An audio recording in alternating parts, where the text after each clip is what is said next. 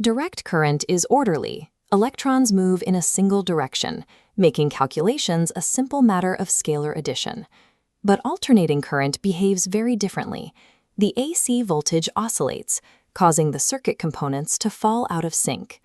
Our setup is an AC voltage source driving a series circuit with three components: an inductor, L, a capacitor, C, and a resistor, R. The current creates an instantaneous voltage drop across each, defined as VL, VC, and VR. Because this is a series circuit, it operates under one physical constraint. At any exact moment in time, the electrical current, I, must be identical at every point in the loop.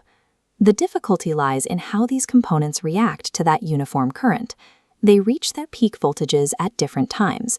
Because these maximums are not simultaneous, we cannot calculate the total voltage by simply adding the peak values together. We can define the total AC voltage source over time using the equation V equals Vm sine omega t. In this expression, Vm is the maximum peak voltage, and omega t represents the oscillating phase as it moves through time.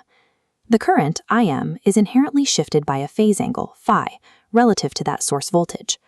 Resistors stay perfectly in phase. Inductors push the voltage ahead, while capacitors drag it behind. To solve for the total voltage, we have to translate these time-based phase shifts into spatial geometric angles using phasors. We start by establishing a two-dimensional coordinate system to map these phase angles as physical rotation.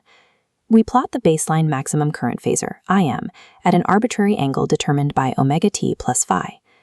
Since the resistor's maximum voltage is perfectly in phase, its vector, Vrm, sits directly on top of the current.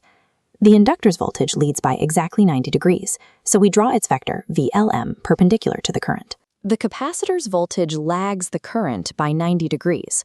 For this derivation, we will assume Vcm is larger than Vlm, making its vector visually longer. By mapping these oscillations, we see the inductor and capacitor are in direct 180-degree opposition. Because Vlm and Vcm sit on the same axis but point in opposite directions, we find their net effect through direct subtraction. Subtracting the inductive voltage from the larger capacitive voltage leaves us with a net reactive voltage vector. We then use the parallelogram rule to combine this net reactive voltage with the resistive voltage. The diagonal resultant vector represents the total maximum voltage of the entire circuit, Vm. This creates a right-angled triangle where the base is Vrm, the height is the net reactive voltage, and the hypotenuse is the total peak voltage. The out-of-phase AC voltages have been reduced to a simple geometric problem. We apply the Pythagorean theorem to this triangle to define the square of the total voltage. Now we need to convert these voltage terms into formulas that use current and reactance. We substitute the Ohm's law equivalents, Im times R for the resistor, and Im times the respective reactances for the capacitor and inductor. After squaring the terms, we factor out the common current variable, Im squared. To begin isolating the current, we take the square root of both sides. By rearranging the equation, we move the complex square root term to the denominator. This equation links the total current to the total voltage, with the denominator representing the entire circuit's opposition to flow. We can focus specifically on that square root denominator, which combines the resistance and the two forms of reactance.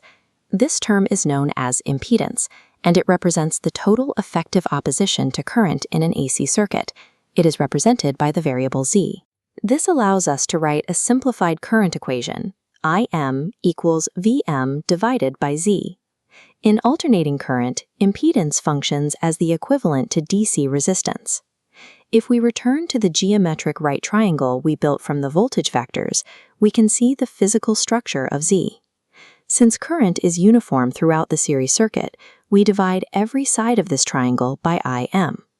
Voltage divided by current gives us opposition. The base becomes resistance, the height becomes net reactance, and the hypotenuse becomes impedance. The phase angle, phi, is located between the resistance base and the impedance hypotenuse. This is the impedance triangle, as documented in the source material. We calculate this angle using the tangent ratio, the net reactance divided by the resistance. These circuits follow consistent electrical laws. They require treating opposition as a two-dimensional geometric object to account for phase shifts between components.